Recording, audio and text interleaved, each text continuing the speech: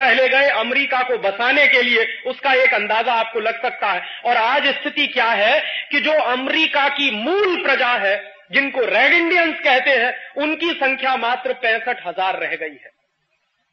10 करोड़ लोगों को मौत के घाट उतारने वाले लोग आज हमको सिखाते हैं कि हिंदुस्तान में ह्यूमन राइट्स की स्थिति बहुत खराब है। जिनका इतिहास ही ह्यूमन राइट्स के वायलेशन पर टिका हुआ है, जिनकी की पूरी सभ्यता 10 करोड़ लोगों की लाश पर टिकी हुई है, जिनकी की पूरी तरक्की और विकास 10 करोड़ रेड इंडियनों के खून से लिखा गया है, ऐसे अमेरिका के लोग आज हमको कहते हैं कि हिंदुस्तान में साहब ह्यूमन राइट्स की बड़ी खराब स्थिति है, कश्मीर में, पंजाब में, वगैरह वगैरह। और जो काम मारने का, पीटने का, लोगों की हत्याएं करके सोना लूटने का, चांदी लूटने का काम कोलंबस और स्पेन के लोगों ने अमेरिका में किया, ठीक वही काम वास्को डिगामा ने 1498 में हिंदुस्तान में किया। ये वास्को डिगामा जब कालीकट में आया 20 मई 1498 को, तो कालीकट का राजा था उस समय झामोरीन। तो झामोरीन के राज्य में जब ये पहुंचा वास्को डिगामा, तो उसने कहा तो मैं तो आपका मेहमान हूं, और हिंदुस्तान के बारे में उसको कहीं से पता चल गया था कि इस देश में अतिथि देवो भव की परंपरा। तो झामोरीन ने, बेचारे ने, ये अतिथि है ऐसा मान के उसका स्वागत किया।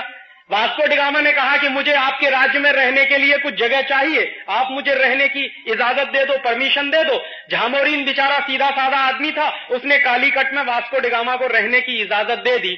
जिस वास्को डिगामा ने झामोरीन के राजा को अतिथि बनाया, उसका आतिथ्य ग्रहण किया, उसके यहां रहना शुरू किया, उसी झामोरीन की वास्को डिगामा ने हत्या कराई।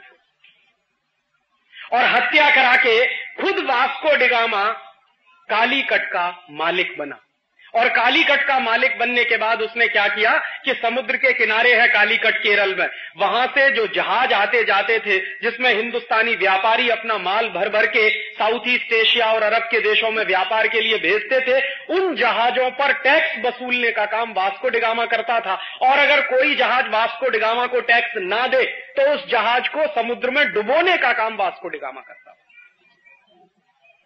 और वास्को डिगामा हिंदुस्तान आया पहली बार 1498 में, और यहां से जब लूट कर संपत्ति ले गया तो 7 जहाज भर के सोने की अशर्फियां थी। पोर्चुगीज सरकार के जो डॉक्यूमेंट्स हैं वो बताते हैं कि वास्को डिगामा पहली बार जब हिंदुस्तान से गया, लूट कर संपत्ति को लेकर गया, तो 7 जहाज भर के सोने की अशर्फियां। उसके बाद दोबारा फिर आया Vasco da Gama. Vasco da Gama Hindustan में 3 बार आया लगातार लूटने के बाद। चौथी बार भी आता लेकिन मर गया। दूसरी बार आया तो हिंदुस्तान से लूट कर जो ले गया वो करीब 11 से 12 जहाज भर के सोने की अशर्फियां थी। और तीसरी बार आया और हिंदुस्तान से जो लूट कर ले गया वो 21 से 22 जहाज भर के सोने की अशर्फियां थी। इतना सोना चांदी लूट कर जब वास्को डिगामा यहां से ले गया, तो पुर्तगाल के लोगों को पता चला कि हिंदुस्तान में तो बहुत संपत्ति है। और भारतवर्ष की संपत्ति के बारे में उन्होंने पहले भी कहीं पढ़ा था।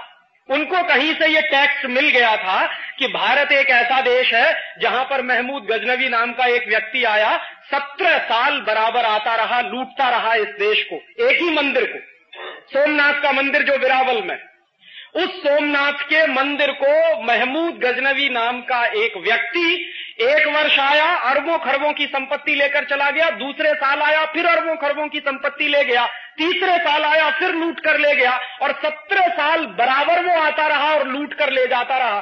तो वो टेक्स्ट भी उनको मिल गए थे कि एक एक मंदिर में इतनी संपत्ति, इतनी पूंजी है, इतना पैसा है भारतवर्ष में, तो चलो इस देश को लूटा जाए। और उस जमाने में एक जानकारी और दे दूं, ये यूरोप वाले और अमेरिका वाले जितना अपने आप को विकसित कहें, सच्चाई ये है कि 14वीं और 15वीं शताब्दी में दुनिया में सबसे ज्यादा गरीबी यूरोप के देशों में थी। खाने पीने को भी कुछ होता नहीं था, प्रकृति ने उनको हमारी तरह कुछ भी नहीं दिया, न उनके पास नेचुरल रिसोर्सेज हैं जितने हमारे पास हैं, न मौसम बहुत अच्छा है, न खेती बहुत अच्छी होती थी, और उद्योगों का तो प्रश्न ही नहीं उठता। 13वीं और 14वीं शताब्दी में तो यूरोप में कोई उद्योग नहीं होता था। तो उन लोगों का मूलतः जीविका का जो साधन था वो लुटेरेपन के काम से जीविका चलाते थे, चोरी करते थे, डकैती डालते थे, लूट डालते थे।